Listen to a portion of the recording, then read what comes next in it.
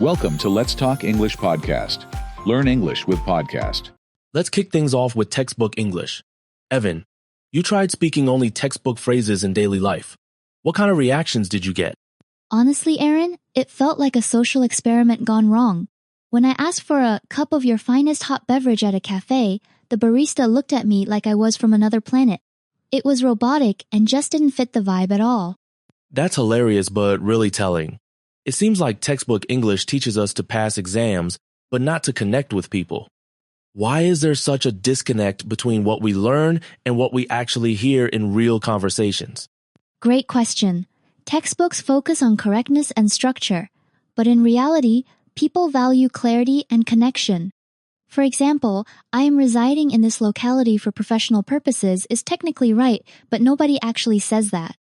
It's exhausting and unnecessary. So, if fluency means being understood and sounding natural, what can learners do to bridge the gap between the classroom and real life? One practical tip is to mimic authentic conversations from TV shows, podcasts, or vlogs. This helps you pick up the rhythm and expressions that make English sound alive, not stiff. Moving on, let's talk about tone. We often overlook this, but how does tone change the meaning of even a simple word like thanks?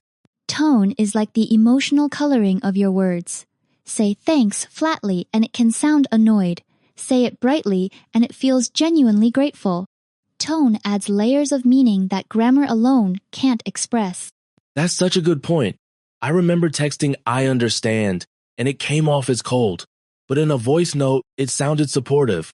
Why do you think tone is rarely taught in language classes? Because tone is hard to capture in writing. Textbooks focus on words and rules, not emotions. But in face-to-face or even digital conversations, tone is often what people remember most. So, would you say mastering tone is more important than perfect grammar? Absolutely. You can have perfect grammar and still sound unfriendly if your tone is off. Mastering tone makes your message truly land with your listener. Let's transition to another overlooked skill, reactions. Textbooks teach us to answer questions, but real conversations are about reacting. How does this influence fluency? Reacting authentically shows you're engaged and makes conversations flow naturally. Instead of stiff answers like, yes, I do, native speakers say things like, no way, for sure, or that's wild. These little reactions invite more dialogue. That's so true.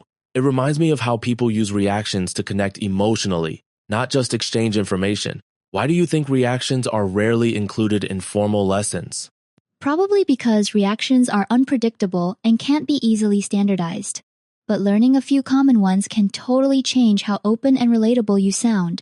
Would you say practicing reactions can boost someone's confidence in conversations? Definitely. When you react naturally, people respond more warmly. It's about feeling the moment, not just following a script. Now, let's address fillers words like like, and you know. Schools tell us to avoid them, but what's their real role in spoken English? Fillers are like the pauses in music. They give us time to think and keep conversations sounding natural. If you remove all fillers, you end up sounding robotic like a GPS voice. Is there any research backing up the importance of fillers in communication? Absolutely. Linguists have found that nearly every native speaker uses fillers. They help listeners process information and signal that the speaker isn't finished talking. So, should learners embrace fillers or try to eliminate them? Moderation is key. Don't overuse them, but don't fear them either. They make you sound more human and less rehearsed. Context is everything in communication. Textbooks teach us what to say, but rarely when or where to say it. How can this lead to misunderstandings? Without context, even correct phrases can land awkwardly. Saying, "How do you do?" at a party sounds outdated, or using, "It's a pleasure to meet you with a friend" can feel overly formal. Why do you think context is so often ignored in traditional lessons? Because context is variable and culture specific. It's much easier to teach rules than to teach social instincts. But in reality, the same sentence can have different impacts depending on the setting. So, what's a practical way for learners to improve their sense of context? Observe how native speakers interact in different situations, movies, podcasts, real life. Note the phrases they use with friends versus colleagues and try to adapt accordingly. Let's shift gears to idioms and expressions. Textbooks mention them, but usually in a dry, confusing way. Why are idioms so crucial for sounding natural? Idioms are the paintbrushes of language. They add color and personality. Phrases like break a leg or I'm beat convey meaning in a way literal language can't. Without them, speech feels flat. But idioms can be intimidating for learners. How can someone get comfortable using them? Start small. Learn common idioms from TV or social media and practice them in context. For example, saying I'm down instead of I agree immediately makes your English sound more fluent and current. Are idioms universal, or do they vary by culture and region? They definitely vary. An idiom popular in California might confuse someone in London. That's why exposure to diverse sources is so important. Another big hurdle is conversation flow. School taught us fixed dialogues, but real conversations are unpredictable. How do you keep things moving naturally? Real conversation is like jazz full of improvisation. People interrupt, jump topics, or pause. Learning transition phrases like by the way or speaking of that helps you change topics smoothly. Why do you think transitions are so critical for fluency?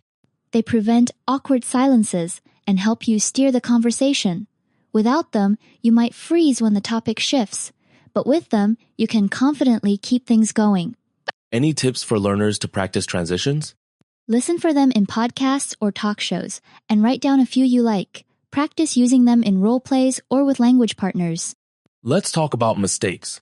Many learners panic when they slip up, but do native speakers actually speak perfectly all the time? Not at all. Native speakers forget words, use double negatives, and change their minds mid-sentence. Making mistakes is part of being fluent. It's about staying in the conversation, not being flawless. Can you share an example of a mistake that turned into a learning moment? Sure. Once I said I'm boring instead of I'm bored. We all laughed and moved on. It actually made the conversation more memorable and real. So, should learners worry less about making errors? Absolutely. A small mistake is far less damaging than freezing or sounding over-rehearsed. Embrace mistakes as stepping stones to fluency.